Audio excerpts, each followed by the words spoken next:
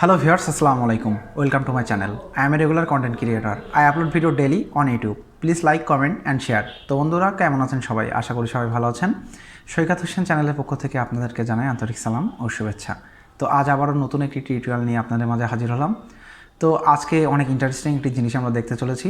আমরা যারা ইউটিউবিং করি খেয়াল করলে দেখবেন আমরা ইউটিউবে ভিডিও দেখার সময় একটি ভিডিও যখন চলতে থাকে হঠাৎ ভিডিওর কর্নারে বা উপরে বা মাঝখানে একটা দেখবেন যে সাবস্ক্রাইব একটা বাটন চলে আসে। তো আমরা অনেক সময় অবাক হয়ে যাই যে আসলে এটা কিভাবে তৈরি করা যায়। তো আজ আমরা এই ইন্টারেস্টিং ভিডিওটি আপনাদের মাঝে দেখাতে যাচ্ছি যে আমরা এই ভিডিওতে খুব সহজে শিখতে পারবো কীভাবে এই সাবস্ক্রাইব বাটনটা আমরা নিজেরাই তৈরি করতে পারি। তো চলুন দেরি না করে ভিডিওটি শুরু করা যাক।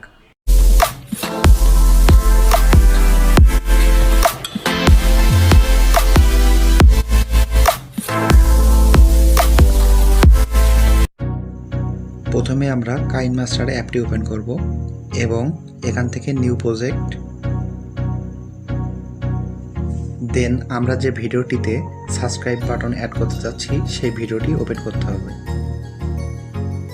তো আমি আমার চ্যানেলের ইন্ট্রো ভিডিওটি ওপেন করতেছি। এই ইন্ট্রো ভিডিওতে আমরা সাবস্ক্রাইব বাটনটি অ্যাড করব।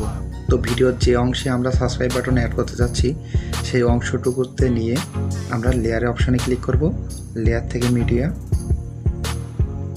দেন আমাদের সাবস্ক্রাইব বাটনটি আমরা এখান থেকে সিলেক্ট করে দেব। সিলেক্ট করার পর আমরা ভিডিওর যে অংশে এটি বসাতে যাচ্ছি সেই অংশে আমরা এটা আমাদের মতো কাস্টমাইজ করে এখানে আমরা বসাই দেব। দেন আমরা এখান থেকে ক্রোমা কিতে ক্লিক করব, দেন ক্রোমা কিতে ইনেবল করে দেব। ওকে, আমাদের মোটামুটি কাজ শেষ।